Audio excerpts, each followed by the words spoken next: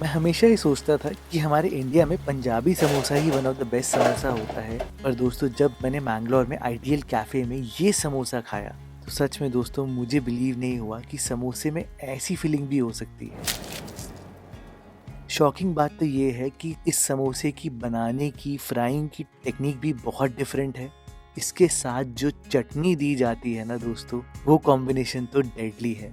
मैंने जैसे ही ट्राई किया, मैंने उसी दिन सोचा था कि घर आके इसे ज़रूर बनाऊंगा। चलो फिर शुरू करते हैं। अब समोसे में सबसे पहली चीज़ जो इम्पोर्टेंट होती है ऑब्वियसली वो डो ही होता है। और डो वैसे तो बहुत सिंपल होता है। 2 कप मैदे या 300 ग्राम मैदे में आपने आधा चम्मच तक अजवाइन डालनी है, 1 चम्मच नमक डालना है, 5 टेबल स्पून यानी कि 50 ml तेल डालना है और इस तेल को पहले अच्छे से मिलाना है और बिल्कुल ये ब्रेड क्रम्स की तरह हो जाता है। गलती जो मोस्टली लोग करते हैं, या जब समोसा बिल्कुल बाजार जैसा क्यों नहीं बनता, बिकॉज आप उसमें पानी ज्यादा डाल देते हो डो में। इस डो में अगर बहुत ज्यादा पानी होगा तो आपका समोसा जो है बहुत देर तक कड़क खस्ता नहीं रहेगा और एकदम ही फ्लैट सा बनेगा।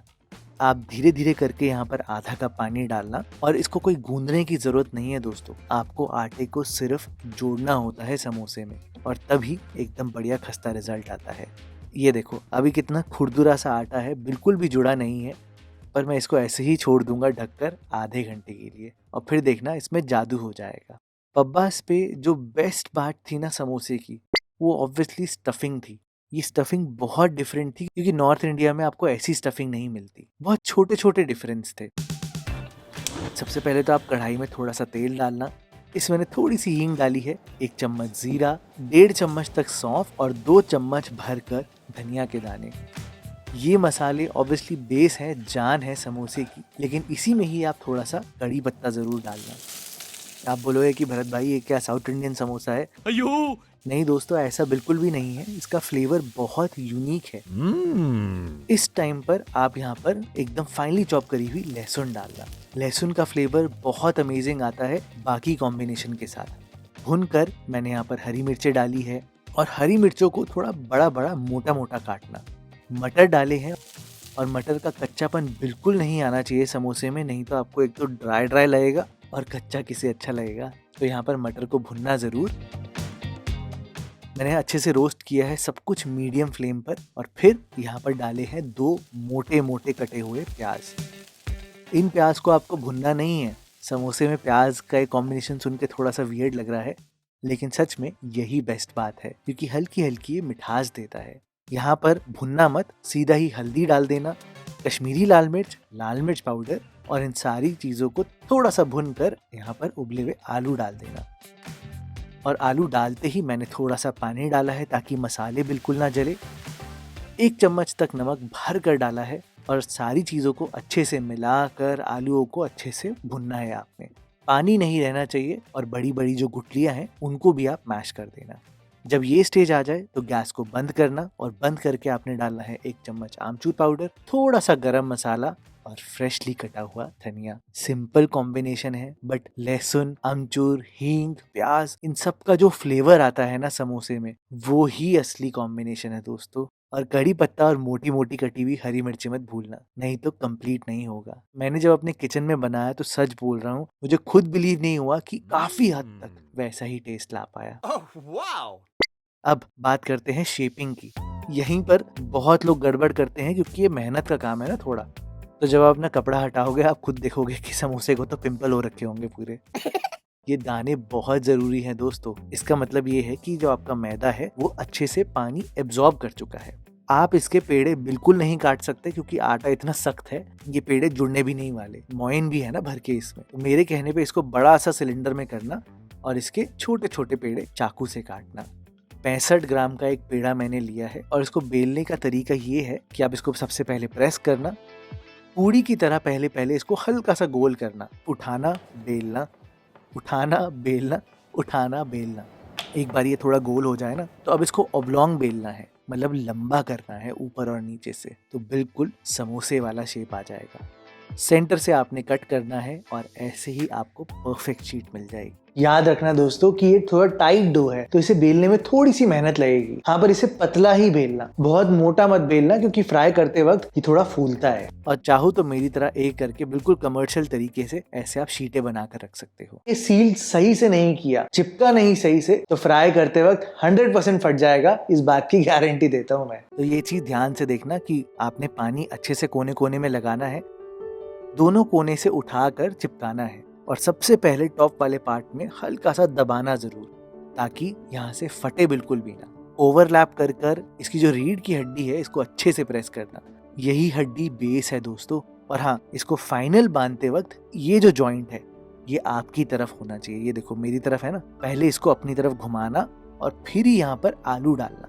लगभग 35 ग्राम के आसपास मैंने आलू डाला है, पानी फिर से लगाया है, और अब साइड से पहले फोल्ड किया और फिर एक रैप करके एक फोल्ड देकर, ये देखो ऐसे, फिर मैंने फिर से चिपकाया है। क्या होता है कि एक्स्ट्रा डो होता है तो आप इसको जोर जोर से चिपकाओगे, जिससे कि आपका समोसा नीचे से फटेगा ही नहीं और पूरा बैलेंस रहेगा। फ्राई करते वक्त ये फूलेगा तो जरूर, लेकिन आप खुद देखना मेरा एक भी समोसा नहीं फटेगा।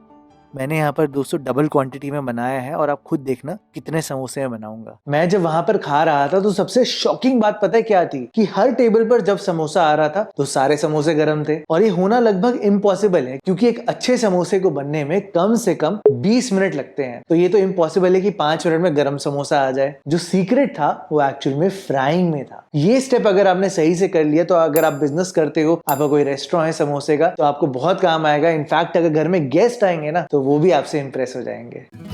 समोसे में आपको तो पता ही है कि फ्राई करते वक्त तेल बहुत गर्म नहीं होना चाहिए, 120-130 के आसपास होना चाहिए। इसी में ही आप यहाँ पर सारे समोसे डाल देना, ठंडे तेल में ही, ज्यादा गर्म मत रखना। एकदम लो फ्लेम पर आराम आराम से इसको पकाना।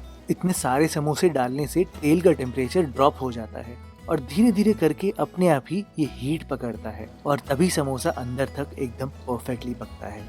ज्यादा समोसों को हिलाना नहीं होता, नहीं तो ये इतने नरम होते हैं कि इनमें डेंट आ जाएंगे।